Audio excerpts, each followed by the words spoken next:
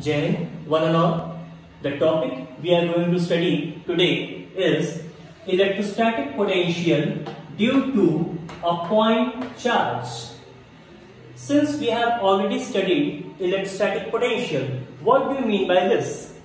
The minimum work done to bring a unit positive charge from infinity to a point without acceleration is known as electrostatic potential. So, we are trying to bring the positive unit charge from infinity in the field of this charge q. The field of this charge q extends up to P point. So, our motive is to bring this unit positive charge from infinity to this P point. So, this P point is r distance away from this charge q, and this charge q having a distance of x from A. Therefore, we need to do a small work to displace this unit positive charge by a small displacement of dx. Therefore, the work done formula is given by F dot dx. This is a vector sign, this is a vector sign. On resoluting these vectors, we are going to get F dx cos theta. Since this positive charge, this is also a positive charge, it is going to repel this positive charge. The force experienced by a positive charge is given by QE in uniform electric field. This charge will be having its electric field, and the electric field lines is given by these arrows, as you can see. Therefore, this will get repelled by this charge given by QE. Now, our work is to bring this charge in this direction, and the force it is experiencing in this direction. Therefore, the angle made is 180 degree. So, putting the value over here, we will get the force experienced by this charge is QE dx cos 180 degree. So, the value of Q, this Q is the value of test charge. Value of test charge is 1 E cos 180 degree. The value of cos 180 is minus 1. Hence, the value will be minus E dx dw. Integrating both the sides. The lower limit will be 0, upper limit is w. Lower limit is infinity, upper limit is r, because from infinity we are bringing this test charge in this region. Hence, the value of E will be minus 1 upon 4 pi epsilon naught q upon x square dx dw 0 to w. Taking out all the constants outside the integration, we will get minus q 4 pi epsilon naught 1 upon x square dx infinity to r dw 0 to w.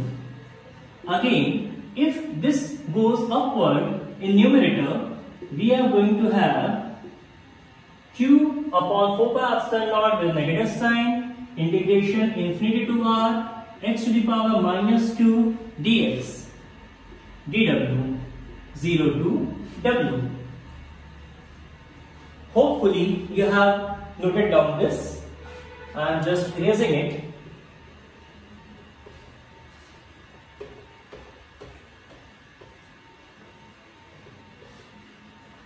After integration, we are going to get dw will be w 0 to w minus q 4 pi epsilon naught integration x to the power minus 2 plus 1 minus 2 plus 1 infinity to r minus q 4 pi epsilon naught x to the power minus 1 infinity to r. This minus will get cancelled out, as you can see.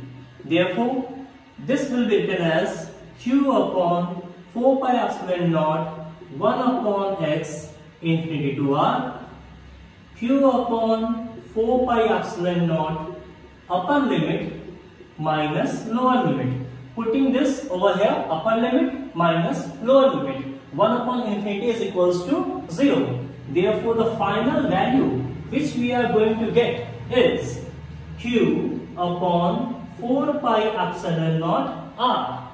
And this W will be equals to V, which is the electrostatic potential. Now, along with this derivation, we need to see the graphs.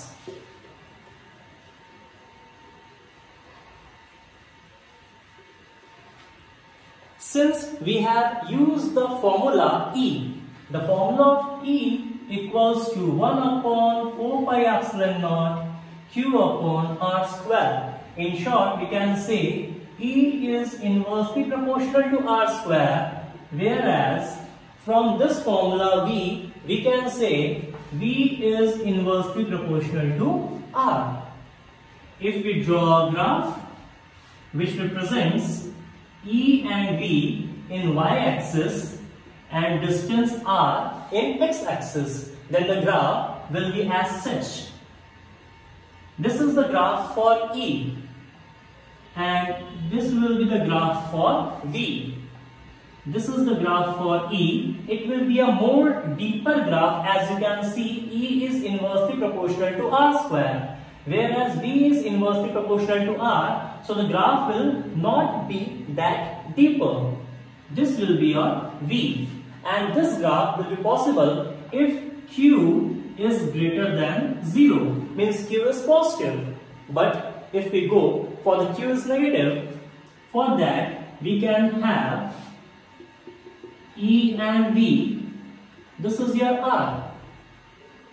So a deeper graph will be made for E. As you have seen, E will be having a deeper graph, whereas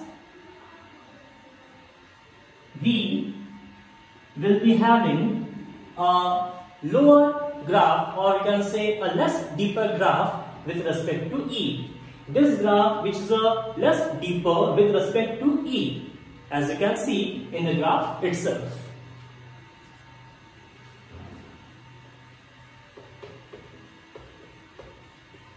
We are having two more graphs.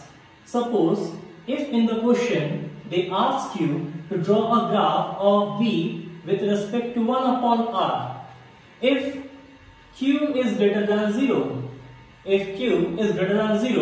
then we are going to have a linear graph. Since V is directly proportional to 1 upon R. V is directly proportional to 1 upon R, which is being taken over here. In the similar way, if this is V, this is 1 upon R, and Q is less than 0. Q is less than 0. For that, we are going to have this graph. So this is graph number 1, graph number 2, graph number 3, and graph number 4. Thank you.